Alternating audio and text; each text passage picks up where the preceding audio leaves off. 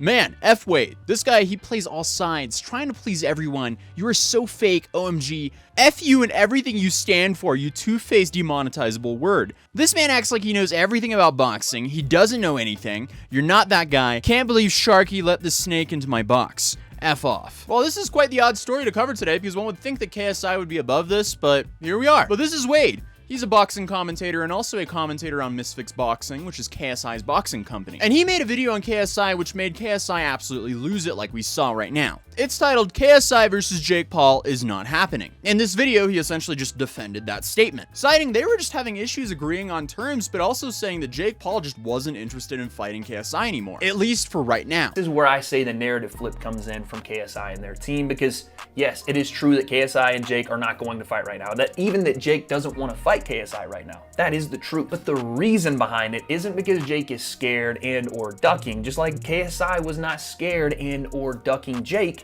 multiple times when Jake said he would step in August to fight JJ on a week's notice, and JJ said no. It wasn't because he was scared, it was because it was a timing issue. He wasn't prepared for Jake, he was coming off a 3-year layoff, it was a timing issue, and that was not the plan. Apparently, Wade believes that the KSI versus Jake Paul fight just isn't as important for Jake Paul anymore. KSI and Jake, they have their own separate plans, and it seems more like Jake's plan doesn't necessarily have to do with KSI as much as KSI's plan has to do with Jake. We know from that same Impulsive podcast that Jake wants the rematch with Tommy as soon as possible. He wants to go and get that one back. But what's at the end of this video is what I believe upset KSI a lot, as Wade went on to say that he believes that a rematch between Jake Paul and Tommy Fury or even Floyd Mayweather would sell way better than the fight between him and KSI. Yes, he does not think that the KSI fight sells like a Tommy Fury rematch and a Floyd Mayweather fight, and I don't know that I can disagree with him right now. I don't, because they pulled some legitimately crazy numbers, and while I used to be on the train that Jake and KSI did similar numbers, I don't know that that's the case anymore. In fact, with the right build,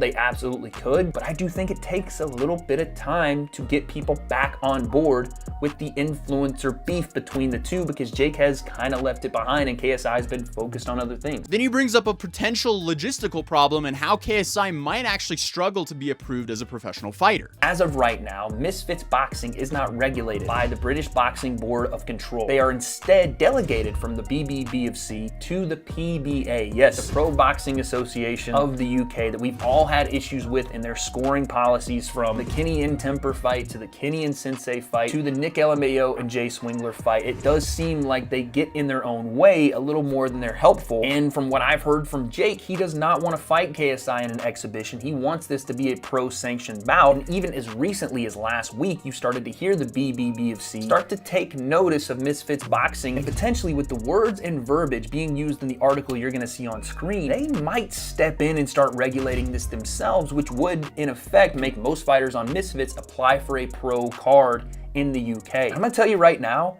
there's not many people that would get one. There may be 4 or 5 individuals on Misfits that would get one, and KSI himself might have an issue. And that may be one of the sticking points that you're not gonna get from KSI and Mams Taylor, which again, I understand because they're pushing their narrative just like Jake has pushed his for about 2 to 3 years now. But then for the cherry on top, I guess, for upsetting KSI, he also doubted KSI's ability right here. It's not gonna happen, at least not right now, because with what Jake wants to do in the Tommy Fury fight, even if I don't agree with it, even if I say yes, KSI is right to say Jake should fight him next, he's absolutely right to say it, but Jake's gonna do what Jake wants to do, and he wants to go and fight Tommy Fury first, which arguably, in my opinion, is a harder fight for him. Then ends the video saying this. Both sides, by the end of the year, the original date, December 16th, can come to their senses and just say yes. Honestly, I don't really feel like he was picking a side here. I feel like he was just reviewing the whole situation objectively, which is kind of his job if you look at his channel. But this caused a massive outrage by KSI and his team on a Twitter Spaces.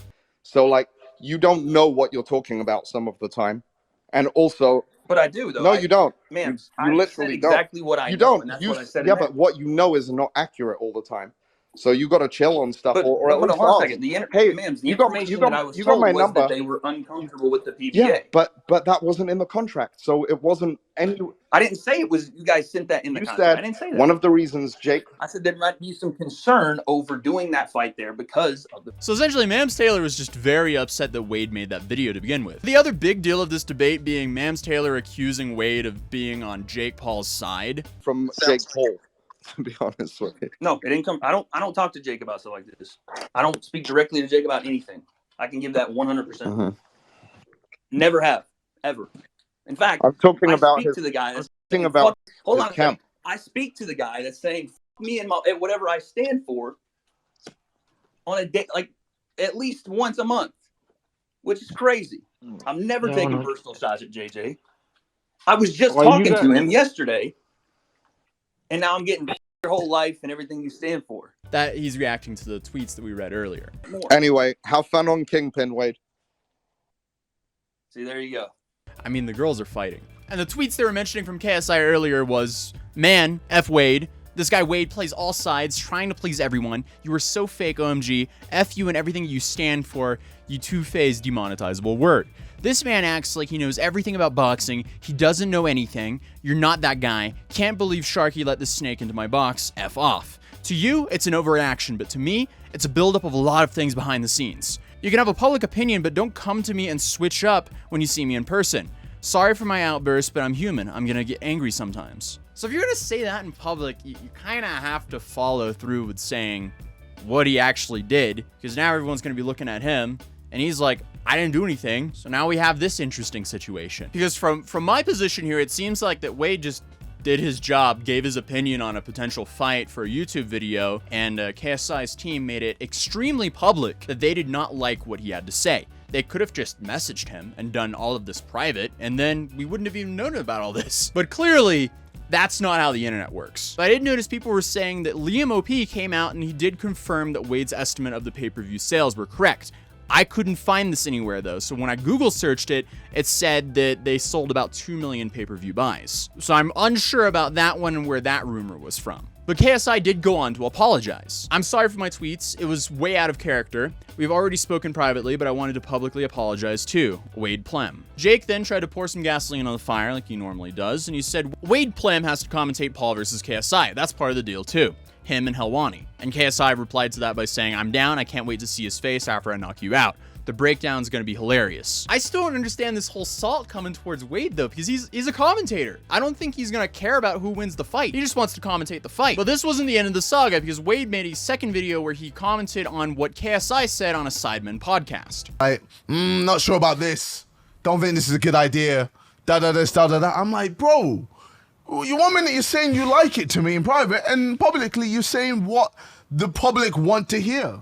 So with Wade, he just wants to constantly be on everyone's good side, be as on a journalist would. side. Yeah, Which if is, he's got to play the game. That is his. So, no, I don't just want to be on everyone's good side. I don't just say what the public wants to hear. JJ, you should know better than anyone that I don't do that. When the first time we met, I made sure on the record, right in front of you, when Alex Wasabi pulled out of that fight, while I was in Clapham, and I got all the news, and I came to you, and I already knew the right information. And to you, just like I had on Twitter when people attacked me for saying Alex Wasabi had a factual concussion and could not fight on 2 to 3 weeks notice, and should not fight with a recent concussion on 2 to 3 weeks notice. I mean, hey, fair play. I don't understand KSI's angle here. But Wade also stated that he believes he got under KSI's skin just because he promoted his own energy drink on Twitter, which I don't know how true that is, but we can check out that clip. But another reason I was in hot water, or things were an issue, or I was pissing people off behind the scenes, was because I had an energy drink that I dared to say was scientifically better than Prime. When I was asked on Twitter for my honest opinion about my drink, one that I have partnered with and am invested in, and believe in the product for, that doesn't contain any caffeine, that doesn't contain any sugar, I spoke honestly. When someone said, is it better than Prime? I said, in my opinion, yes. I'm going to hit the doubt on this one, because he said, in my opinion, yes. It has 9 likes and 740 views. I don't think that would be a big problem. I don't think the guys at Prime, which is now an international brand, are going to be worried about that one comment on Twitter. But Wade then goes on to explain the clip where it sounds like he got fired a little bit more. Who else has built that fight like this? Look at my channel. No.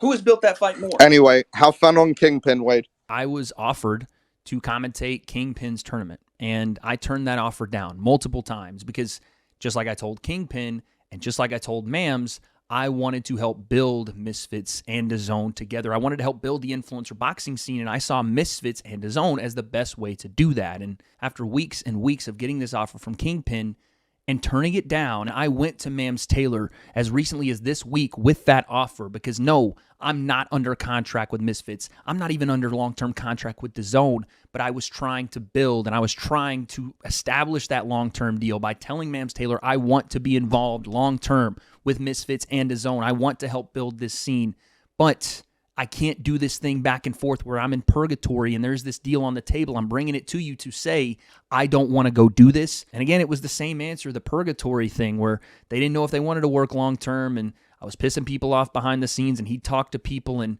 to this day, I never got that answer, but I don't think I was ever going to get it. But that's how Mams Taylor had the ammo to use that against me. And it is what it is, I guess. It was just something that was private, made public. And again, if we're talking about people being two-faced, it wasn't me that did that.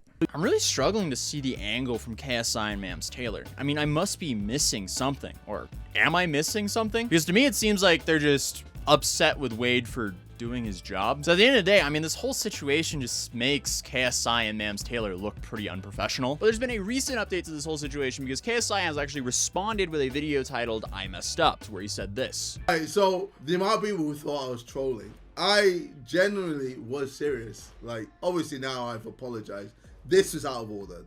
This was crazy. But yeah, I was furious because I heard from so many people telling me about how Wade is, you know, saying one thing to this man and saying another thing online and saying another thing privately. And it's just all over the place. And I was just like, what's going on? And I think what really triggered me was when he said that Tommy Fury versus Jake was going to get more pay-per-view buys than me versus Jake, because I felt like, oh, he's trying to undervalue me. I thought this was a disrespect to me, blah blah blah, and I'm like, oh, but he works for Misfits. I'm confused. I'm blah blah this, blah blah that. So basically, ultimately, it was just a lot of back and forth, and then he made his video, and then I was like, am I gonna do what I do all the time and fight fire with fire, or should I actually speak to the man? Should I actually call the man? Should I actually call Wade and be like, yo, let me hear it from your voice? Because, you know, beforehand, I would always be hearing stuff from Wade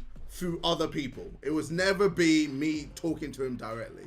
We'd always just be talking indirectly. So I, you know, messaged Wade. I was like, send me your number. I called him. And I just realized, yeah, the whole thing has just been a misunderstanding. Wade's a really nice guy, and none of the stuff I said here makes sense for Wade. Like, Wade wants what I want. All right, I mean, this is pretty solid. I mean, he made a video, he took accountability. There's not really too much more to ask for here. But he also went on to say this. And also, I just realized that this man isn't two-faced as well. Like, while I was talking to him, he's, you know, says what he says privately and publicly, and I just got it twisted. I just heard the wrong things from my sources, and it just complicated things and obviously created this whole situation. So I mean, hey, we're actually ending this situation on a happy note. He made a video, he cleared Wade's name. There's really nothing more we could ask for. He made a massive mistake by doing that. Clearly, he realized that because the entire internet called him out for it. But I mean, hey, we're all human. We all make mistakes. All we can do is better ourselves and learn from those mistakes. And other than that, I guess I'll see you guys in the next video. Or you could watch this video where an Amazon delivery driver just walks straight through an active police standoff.